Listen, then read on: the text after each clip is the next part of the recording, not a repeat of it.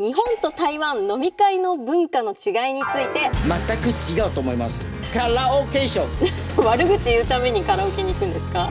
台湾の方は全然空気読まない。だからもうめっちゃマイペースなんですよ。乾杯という話はね、口足さない方がいい。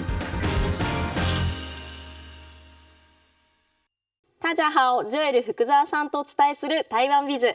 今回のテーマは日本と台湾飲み会の文化の違いについてお伝えします。日本ではこちらノミニケーションというんですけれども、ジョエルさん、台湾ではノミニケーションの文化ありますか？皆さんこんにちは、ジョエルです。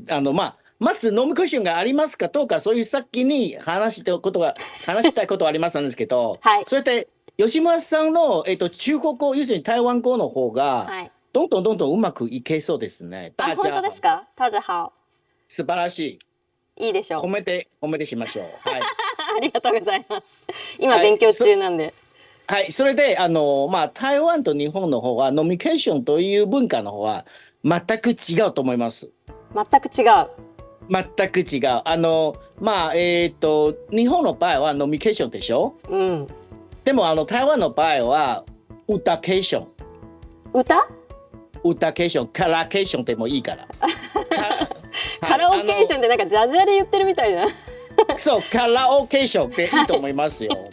仕事終わったらカラオケ行きましょう。そういう話があるんですよ。で、多分吉村さんは今までまた台湾のカラオケは行ったことないでしょうね。行ったことないですね。ドラマだけですよね。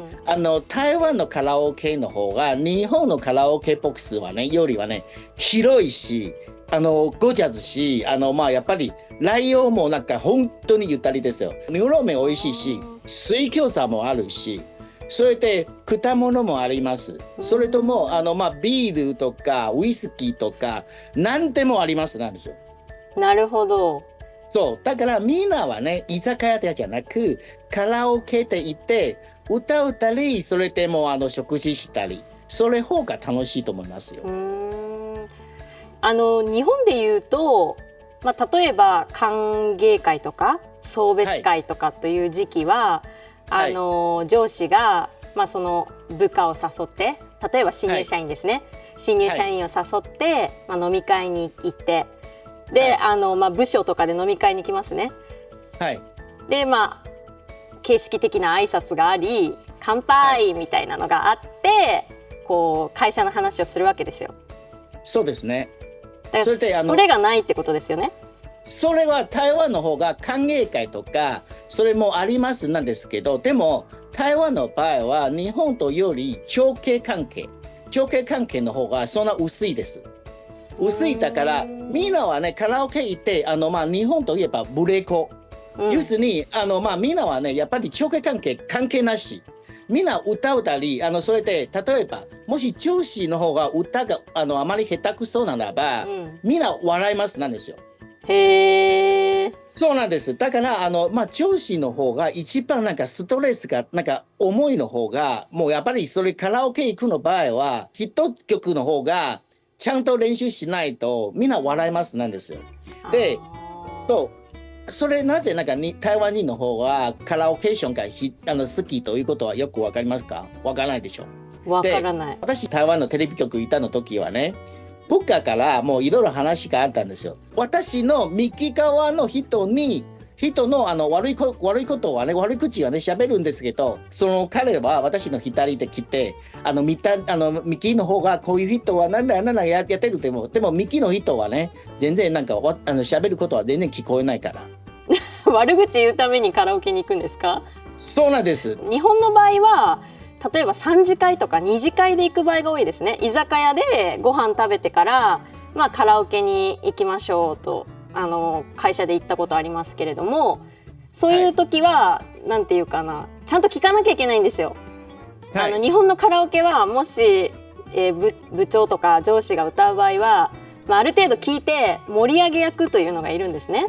いや台湾はしません。しませんですか？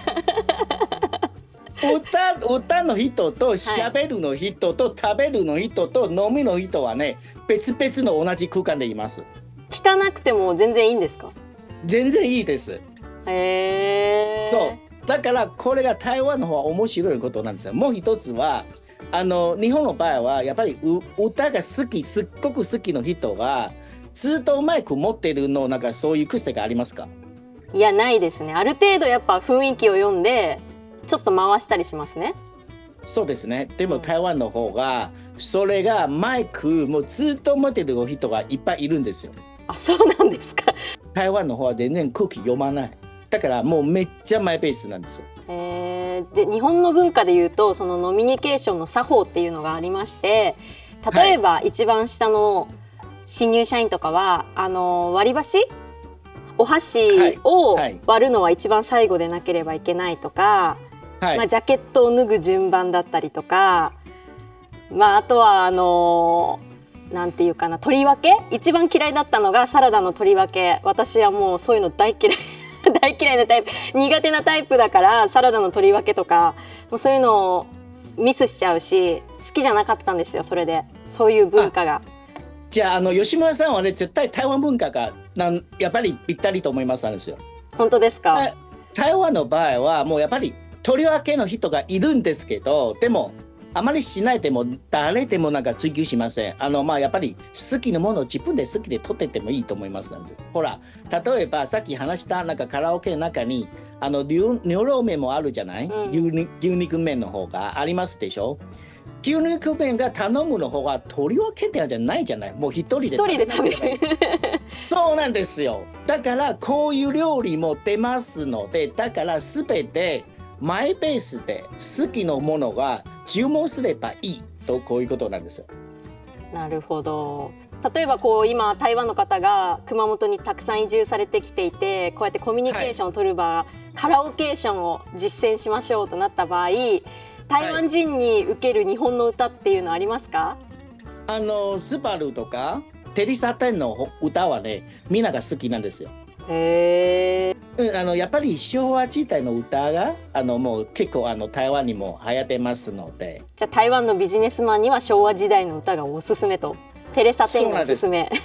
そうそれがおすすめなんですよ。なるほど。はい。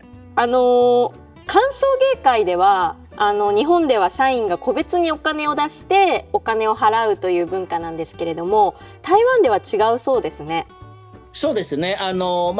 年末年始日本の場合は忘年会となんだか新年会かな。新年会ですよね、忘年会と新年会がありますでしょ。台湾の忘年会とか新年会の方は必ず抽選がありますんですよ。抽選抽選ギフトの抽選。鴻海ってご存知ですか？鴻海って今シャープの親会社。わかりました。結構その会社の方はお金持ちでしょ、だからこの会社のなんか、忘年会の方がちょっとなんかコンサートみたいですよ。コンサート、そんな大きな忘年会なんですね。そうなんです。それで台湾有名な歌手もそれでもうやっぱり一緒に集まってそれ歌うたり、もうやっぱりそれでショーを見たり、その最後の方がやっぱりそういう本杯からギフトを抽選する。一番ベストのなんかそういうギフトはね、去年か一昨日か、それでテスラのなんか車が1台。テスラですか？そうです、テスラですよ。すごい。食事がただ、お酒飲むもただ、それでまた抽選があります。だからみんなはね、それで忘年会と新年会一番好きなんですよ、台湾の人は。なるほど。楽しそうですね。そんな忘年会があれば、テスラが当たる忘年会があれば欲しいんだけど。そう、いつか KKT でもなんか、テスラ当たるの忘年会やりましょうか。KKT で無理ですね。地方のローカル局で。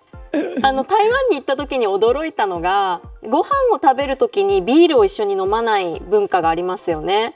これは日本と本当に違う文化だなと思ったんですけれども、これはなんでなんですか？私の感覚としては、食事は食事、お酒飲むがお酒飲む、それが別々です。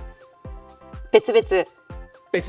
じゃあその後にバーに行くみたいなイメージなんですかね。その後がバー行くでもあるし、それで例えばバーで行って、それでもうなんかやっぱり家に戻ったらもうなんか自分でお酒飲むとか、それがありますんですよ。ただし今話の方が普通の庶民的な話なんですけど、高級のレストラン、例えばステーキ屋さんとか、そうやって、やっぱり五つ星のそうやってホテルの方が行くの方が、もちろん、ステーキとワインと一緒に加えてそういう飲むのバーがあります。ストーケがあるんですけど、ただし普段の庶民的な生活、私のような庶民的なね、それで普通の方がもうやっぱり食事と飲むの方が別々ね分けますなんですよ。はい。晩酌の文化もないんですよね。例えば仕事から帰ってとりあえず冷蔵庫からビール飲んでプハーみたいな文化もないわけでしょ。ありません。台湾人の方がそんなお酒たくさん飲むでじゃないなんですね。それで台湾人のお酒飲むの形と日本人のお酒飲むの形はね、ちょっと一つは違うですよ。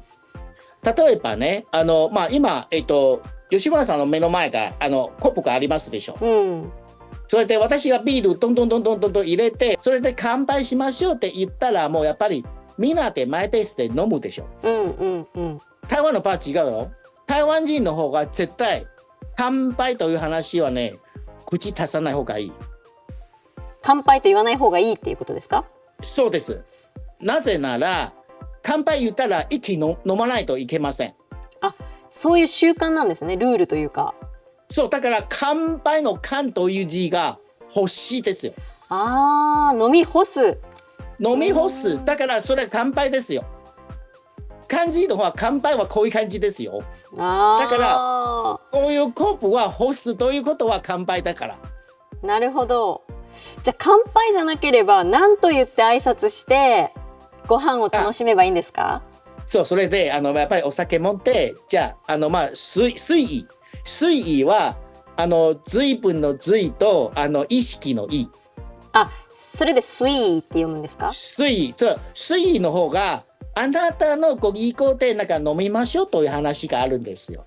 だから乾杯じゃなく随意という話が言うならば、自分で少し飲むで OK なんです。それはじゃあわかんないけど、日本だと乾杯って言ってご飯が始まりますよね。そうですね。そこをじゃあ随意って言ってご飯を始めていいんですか？それが大丈夫ですよ。そうなんですか。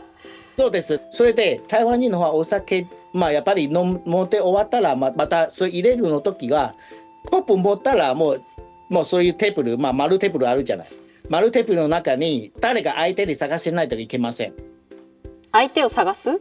丸テーブルの中で相手を探して乾杯する人を見つけるってことですか？そう、お酒一緒に飲みましょう。だからこれは台湾のマナー。もし一人でもうガンガン自分で飲むで、誰でも挨拶しないと、誰でも乾杯しないと、これがマナー違反です。なるほど。その理由で若者がお酒飲む人が減ってるのかもしれませんね。台湾でも減ってるでしょ？台湾めっちゃ減ってる。台湾もともとはお酒飲む人がもうそんな大きいじゃないから、だからもうすごく減ってます。しかも台湾はね、最近の交通の取り締まりの方が結構厳しいですから、お酒飲むの車運転は絶対ダメなんですよ。そりゃそうですね。日本でもだから今はね、もうどんどんお酒飲むの人はね、もう少なくなっちゃうんです。日本でも同じようにお酒飲む人が若い人の中では減ってきて、今は飲料メーカーの中でもアルコール度数が低いビールが出されたりとか、ノンアルコールビールの需要が増えたりとかですね、いろいろその辺も工夫されてると思います。台湾では乾杯ではなく随意と言って皆さん楽しんでください。私は熊本と台湾のニュースを発信しますので、皆さんチャンネル登録してね。我现在会跟大家讲有关熊本跟台湾的一些事情哦，记得登录这个我们的小铃铛哦。